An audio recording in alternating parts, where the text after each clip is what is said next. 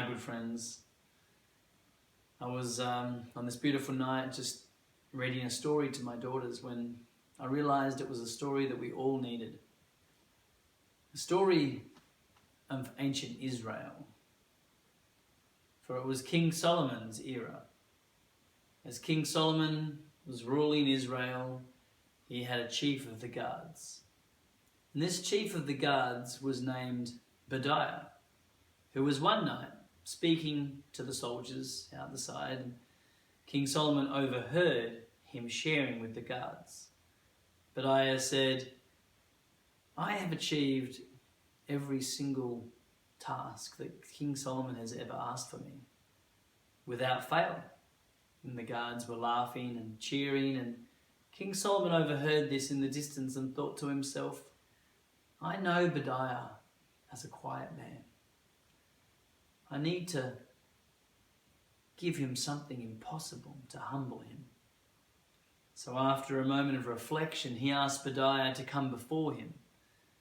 And he said, "Bediah, I request you to find me a magical ring."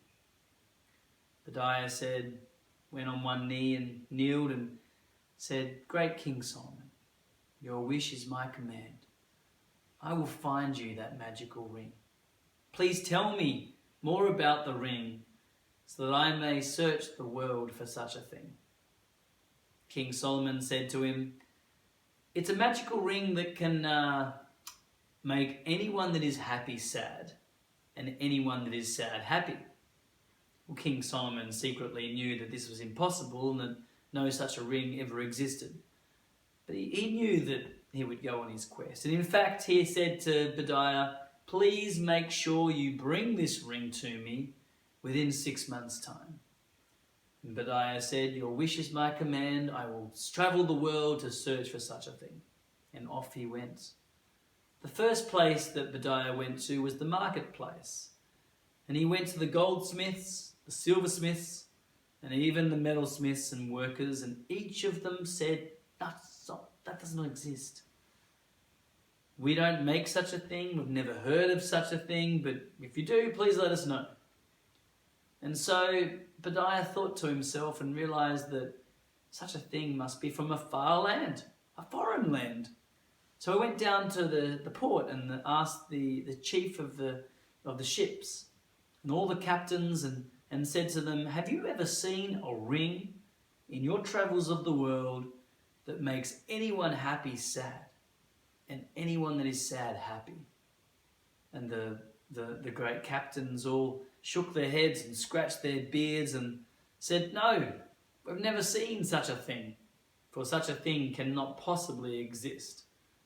And so Bediah asked all the tradesmen and all the merchants and all the travellers of the world, each of them saying the same thing after the next, "We've never seen such a thing. Good luck in your mighty quest." So the day before, 6 months had passed. Bediah was feeling nervous. He had sweaty palms and his hairs on his neck were standing up and his heart started to beat quite fast. He went back to the marketplace and he asked all the goldsmiths once again, and they all said, nearly 6 months later, "No, we have not seen such a thing." He saw a little boy that was sort of dusty and dirty and had a couple of gold rings and some bracelets on the side of the road. And as Bediah was leaving the market, he said to himself, "I shall not leave any stone unturned." And he looked at the boy and said, "Have you ever seen a magical ring, please, that can make anyone happy sad and anyone that is sad happy?" And the boy looked at him kind of confused and said, "No, I've never seen such a ring." And after all his journeys and all his travels, he realized he was out of time. He burst into tears and he wailed on his knees on the side of the road. As tears fell down his cheek, the boy's grandfather emerged from the shadows and said, I think I might be able to help you with such a ring. He took one of the simple golden rings from the boy's cloth and he took it to his engraving machine and engraved something on there.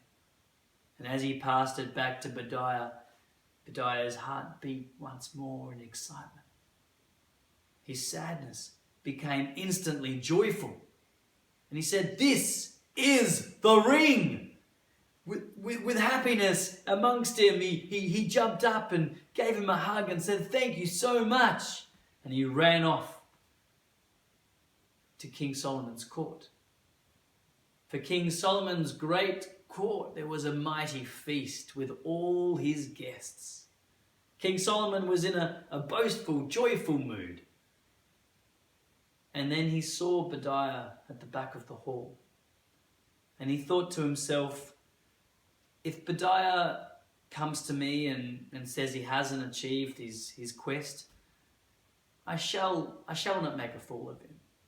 I'll say to him, "I'm sorry for putting you to this impossible test. And I only did it to humble you." And Bediah, he walked forward and simply handed him this ring. And King Solomon joyfully took it from him and in a jovial spirit looked at it.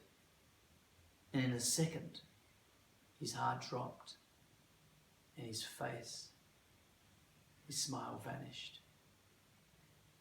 As he looked around his court, he realized in that moment that all his greatness and all his treasures and all the things that he's achieved will all one day turn to dust. With a sad mood upon his face, he looked at Bediah and said, "This is the ring. I am sorry for putting you to the test." And from that day onwards, King Solomon had it on his finger. And every time someone came in with a problem, he would always say those three simple words that were engraved in the ring were the three simple Hebrew words: Gimel, Zamen, and Yad. And that meant, "This too shall pass." For "this too shall pass" was a saying that could be said when anyone was in sorrow or misfortune. This too shall pass would help them on their quest. So from that day onwards, this magic ring helped King Solomon to become one of the wisest kings of all time, that still to this very day is extremely poignant and relevant to us. For this too shall pass shall be a saying that shall live within my heart from this day onwards.